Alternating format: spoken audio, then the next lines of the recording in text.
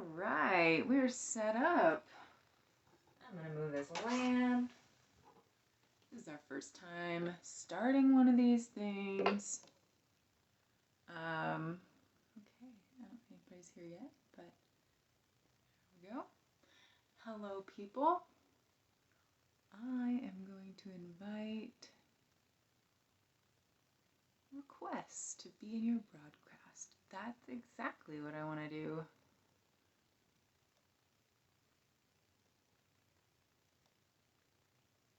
We'll have to get Keegan on here first.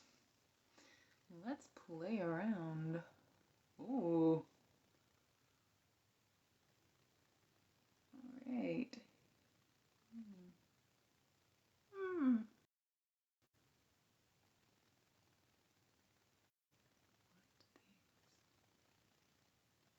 Interesting filters. McDonald's? All right, well, hello. If you're joining me, I am playing around here trying to figure out. Oh yeah, this is it. This is definitely the one. I think we'll just go back to nada. All right, so hello. My friend Keegan, is that Keegan here? Let's see, there he is. I will prove him. Yeah. Add.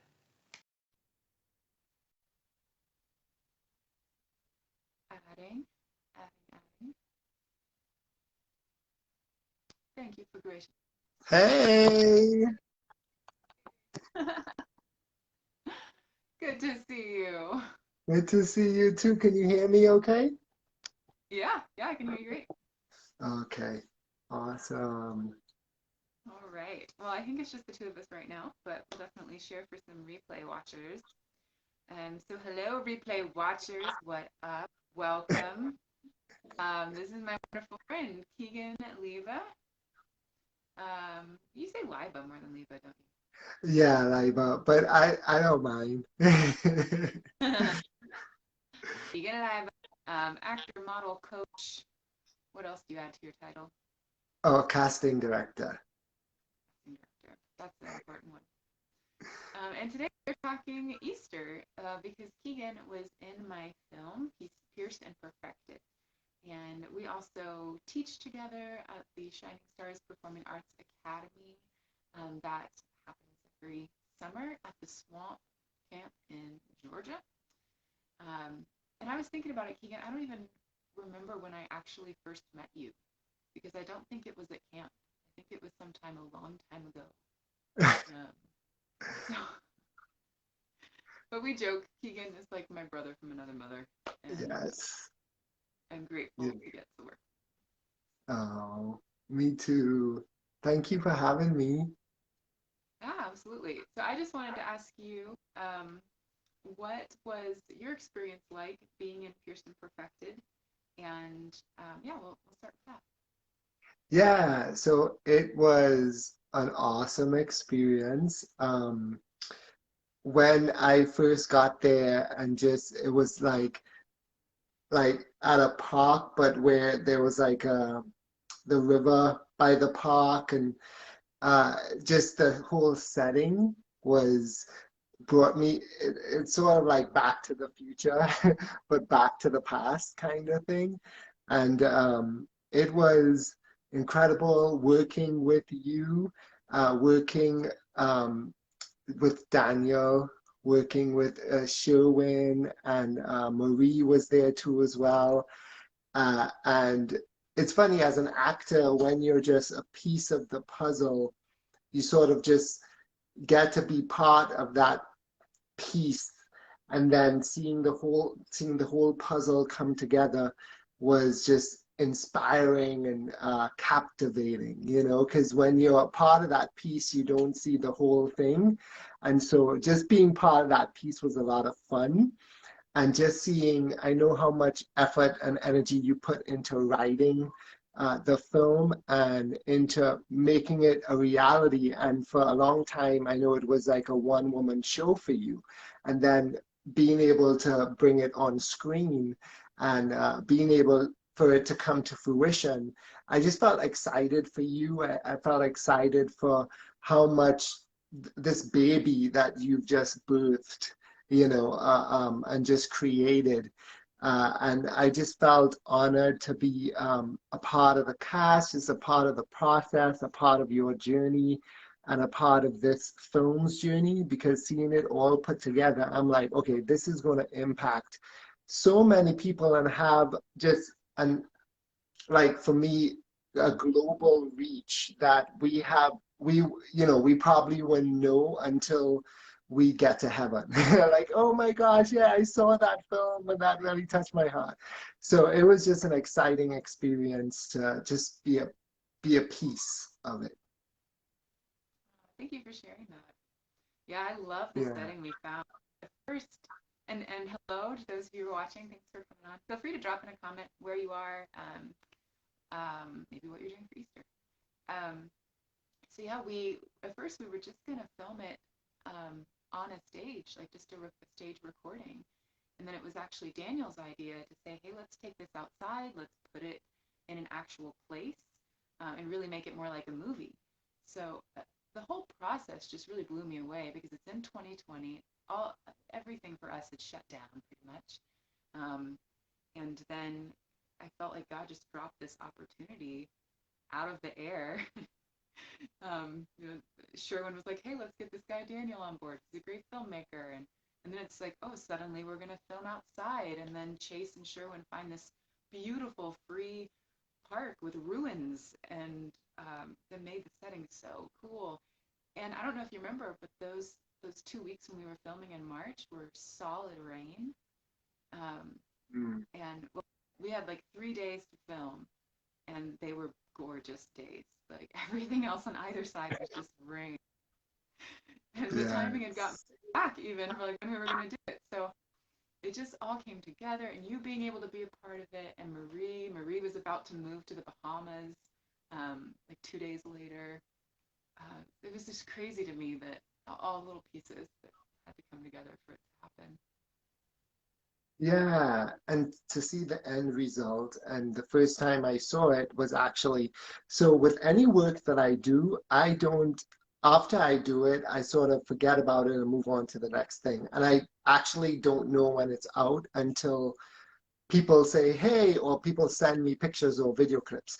So the first Right. time I actually saw it was through it being viewed at the North River Church on Easter Sunday. And one of my friends who goes to the North River, he watched it with his family. He watched it virtually. They were watching service virtually from home. And so I get these text messages or these notifications, and they have video clips of us doing the scenes. And I was like, wow, this is so cool. And so just knowing again, just the power of film versus, and I'm so glad that God put it on Daniel's heart and your heart and just everybody's heart to actually do, like, put it on the screen, put it on film, because I think it's so more, is that right? So more far outreaching to me than stage. Like stage has its place, and stage has always have a special place in my heart. But film is so more far outreaching. Like it's literally global, and it's like people are drawn to film, and film to me is such a special art form. And so I remember the first time just getting those video clips and stuff, and I was like, wow, this is special. And this is just a beginning of this film. And film to me is timeless. It's ageless, right? Like it lasts for a very long time. It has a very long shelf life. Like I know for me, I remember films as a young boy what some of my favorite films, or films that impacted me or moved me in some ways, in some form, some fashion, right? So as I grow older, those films that impacted me as a young boy stay in my memory. And so I believe this is like a film like that, where it touches people in this generation, but it's also for future generations to come, and I feel like that's the specialness about it. That's the agelessness and the timelessness, just in general of film in general, but specifically of this film, and what we talk about. Yeah, very much agree with that. Um, Sorry if you're getting those little dings. It's a notification on my phone. I wanted to ask you about a behind the scenes moment because you were there on that day. We were filming and we hadn't asked permission to be at this place. It's 3 parks, so we're kind of like, hoping everything will be kosher. And we see like these 2 park rangers walking toward us, and and I'm like, oh no, are they gonna kick us out? Like we're not even halfway through the filming today, um, and then they come up to us and they said somebody had reported. Do you remember what they had said? Yes. Yes, talk about like 911 prayers. We just like, okay, God, like popcorn prayers. We just had to pray on the spot as they were walking towards us. Okay, God, you got to work this out. We don't know what's going to happen. We don't know what's going to come out of their mouths. The demeanor that they're going to have, if they're going to be like polite or if they're going to be like aggressive with us. And so it was just an interesting time. And I'm glad that who was it? Was it Sherwin or Chase that talked to It them, was ended up talking to them? chill about it. Yeah. No, I think they were really nice guys. That someone had thought we were a homeless encampment, because Yeah. Marie Marie has her little baby girl, and she brought this little tent that she set up for her little girl. Yeah.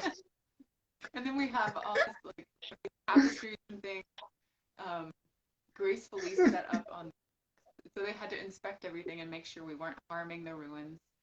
So they gave us the Yeah. okay, and yep, exciting things. You never know what's gonna happen. Yeah.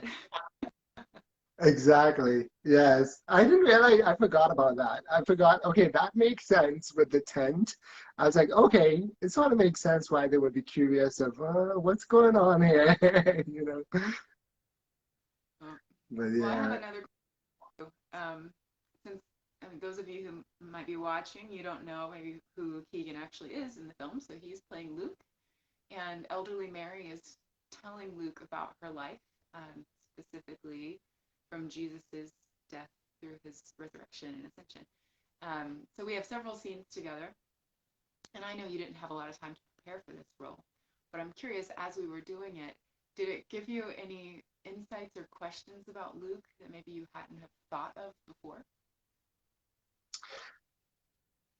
Yeah, I think um, Luke being a doctor, as history sort of defines him, it sort of question about his relationship with Mary. And what I loved about this film, it wasn't a perspective that I have seen before or heard of before, a relationship with Luke and Mary, and Luke transcribing and Luke listening and taking down notes feverishly from Mary's perspective. And it's just one of a kind where I haven't discovered this story. Even in the Bible, I don't know this story. Even on film or on stage, I haven't heard about this story. And so it was just, besides your one woman show, but to actually see, in a sense, a conversation. Because I know in your one woman show, it's sort of like, it's just you, but right? And you sort of responding to Luke but just actually seeing, okay, Luke and Mary having this conversation, and as Mary is talking about Jesus from her perspective and what's going on from her perspective, and just seeing Mary in a more real, down to earth. Oh no, I think we might have frozen. I'm not sure if it's just Keegan or if it's me too. We'll hang on a minute and just see if it fixes itself. I don't know. If you're watching, are we frozen? Is it both of us or just Keegan?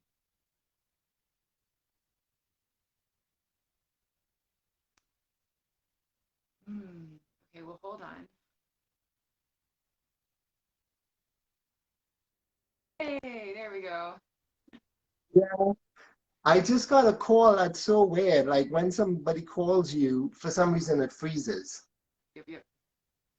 I don't know how to get out of that. But yeah, so the last thing I was saying was just how the story, how we use, or how you use, in a sense, like creative license to create this sort of sub story within the story of Mary, and just open her up to a more down to earth, again, vulnerable, honest, just real, raw, like seeing the raw side of Mary. I think Luke got to see the raw side of Mary, and for me, it's like question, like, man, this is probably how Mary felt as she aged, because in the Bible we see Mary when she was a young girl about to have Jesus. We see Mary at the foot of the cross. We see Mary interact with the disciples a little bit after, but that's about it. Like, and so this film to me sort of gave a wow. Mary had real emotions. Mary was processing um, Jesus's death and all that had happened, and just sort of diving into Mary's mind and Mary's heart and Mary's world. And Luke sort of getting a glimpse of that. I thought that was really cool, the way you wrote it and the way it came across on film. I thought that was really cool. Like, this is very unique. You don't see this anywhere else. And even in when Mary had her nightmare, you don't see that. Like, wow, Mary had nightmares. Mary felt angry. Mary felt frustrated. Even in Luke and Mary's conversation, when, you were talking and I was writing and you were preparing me a meal or whatever, and you got burnt. And like, I was going over there to help you. And there was just sort of this glimpse of Mary's frustration a little bit. Maybe it was bottled up, maybe emotions overflowing as we were talking about Jesus or whatever. But you had a knife. And then, it was like that microsecond or that second of Mary like pointing the knife at Luke, but not really realizing that she's pointing a knife at Luke, and Luke is like, okay, Mary, you gotta calm down now, calm down, it's just me. But again, it was just, to me, I love just that conversation. Like, wow, that conversation could have really happened, and just opening up Mary up to just being real and being relatable, and just processing grief in her own way. So I love that. Yeah. Thank you. And hey, Jasmine. And my mom was on here a second ago. Great to see you. Thanks for joining. Okay. Jasmine's a friend from way back. Man, we'll have to catch up sometime. So yeah, I love those books too. I think at first I wanted to write a story about Mary, but I felt a little intimidated by that. Like, this is Mary we're talking about, and I'm not Mary. Like, um, and so I was trying to find, okay, well, how can I relate to her? And she was a woman of faith from a young age. I was like, well, I can relate to that part, and then just thinking through, wow, what were her fears, and yeah, what was her grief like after losing her son? Obviously, I have not been through that, and I'm not a mom yet, but going there and imagining, and I think especially right now when uh, all the things going on in the Ukraine, and just around the world, so many people have been grieving through COVID, and to see Mary's story, I think can be healing, um, because it's such an example of um, well, one grieving in a space where there are people to just be there with you, and and then that there is hope on the other side of that grief. Of course, not all of us are actually going to receive our lost ones back from the grave, like Mary did. Um, but ultimately, that is the hope of the resurrection: is that one day we actually will, and we ourselves will come back from the grave, have bodies. So anyway, I don't know. Anything else you want to add to that? We'll probably close it up after this comment, but Yeah, I was yeah, I was curious to because when I saw the nightmare scene, I was like, whoa, this is intense. I was curious, I guess my question to you would be, how did you get into that mindset of having that nightmare? And it just, even the makeup, I thought it was beautiful the way it portrayed the nightmare because I still have nightmares today sometimes, and um, you know, it's just what that nightmare looks like from the outside perspective. Because Mary is such an iconic figure, and wherever you see Mary, you see, in a sense, this beauty and this grace and this perfection. And that nightmare was just a contrast to that, where, wow, this is an ugly side of Mary, you know? And like, again, I've never seen that. I've never seen that before played out on film, played out on stage, played out, wherever on any medium, played out in the Bible. Like the only ugly side of Mary I see in the Bible is, and it doesn't go into detail about the process of grief. I know film has tried to portray Mary grieving as far as when in the Mel Gibson film, which I think is maybe the closest adaptation to the Bible. And you see Mary crying and stuff, and Mary remembering her son, but she's still sort of just beautiful, graceful Mary. I haven't seen like an ugly Mary, like even like ugly looking Mary. And I think that nightmare scene, that was an ugly looking Mary, like, with the basically looking like a demon in a sense, and so how did you come up with that? Like, how did you come Yeah, up with, okay, let's show this side of Mary, this nightmarish side of Mary? yeah. I guess first I'll say, um, I mean, I do want to capture like Mary's humanity in this piece. I don't want to diminish by doing that her faithfulness and her incredible qualities. So I just want to throw that out there because I know there are probably a lot of believers who may think this humanizes Mary too much. So I want to be sensitive to that and just accept that we have different views about her. So the Nightmare Mary is in my mind anyway. I don't know. It was just an idea that came to me, and I'm like, that'd be kind of cool. Um, in her grief, what was her fear, and if I was to put her fear into a human figure, what would it look like? And so in my mind, that Mm, demon she sees looks like her, but it's an embodiment of her fear and her anger and her hatred, maybe at Rome or at the chief priests. And it's her seeing, oh, if I give in to that, that's who I become, and mm, she doesn't want that. And then she wakes up, and she grieves with her friends. So that's kind of how it was in my mind. I don't know how clearly that comes across to people, but I think she had to fight with, she could have given in to all of those things. I don't think she chose to, but I think we all have that capacity of such darkness that we can give into, yeah, or we can fit.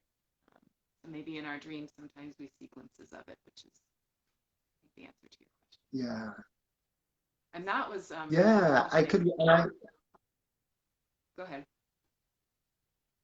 no, I say and I could totally relate with that because I feel like that's the struggle that we face almost on a daily basis. We have this struggle between the light side and the dark side, if you want to put it that way, and so I feel like that was just brilliant. I felt like it was brilliant, and I felt it just made it more layered. Mary, I felt, was layered in this film. She wasn't dimensional, two-dimensional. I felt that made her three-dimensional. That, okay, she's like any one of us.